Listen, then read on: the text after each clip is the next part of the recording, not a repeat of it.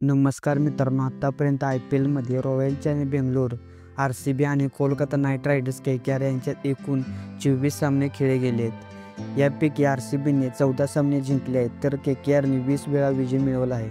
अशा परिस्थितीला आकडेवारीच्या बाबतीत पाहिले तर कोलकाता संघाचा वर्चस्व असलेले दिसते. IPL 2024मध्ये दोन्ही संघांमध्ये 2 सामने खेळले गेले. दोन्ही वेळा KKRने विजय मिळवला. शेवटचा सामना ईडन गार्डनवर खेळला गेला, जिथे KKRने फक्त एका धावाने रोमांचक विजय मिळवला.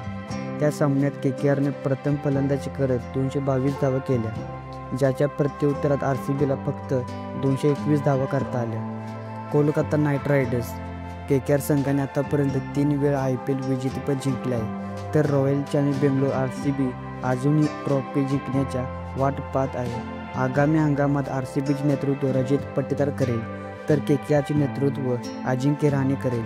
दोन्ही संघाकडे असे अनेक स्टार खेळाडू आहेत ज्यांच्याकडे काही चेंडूंमध्ये सामन्याचा मार्ग बदलण्याची क्षमता आहे. तर मित्रांनो, अशा इन्फॉर्मेटिव्ह माहितीसाठी आपल्या यूट्यूब चॅनलला सबस्क्राईब करायला विसरू नका. जय हिंद, जय महाराष्ट्र.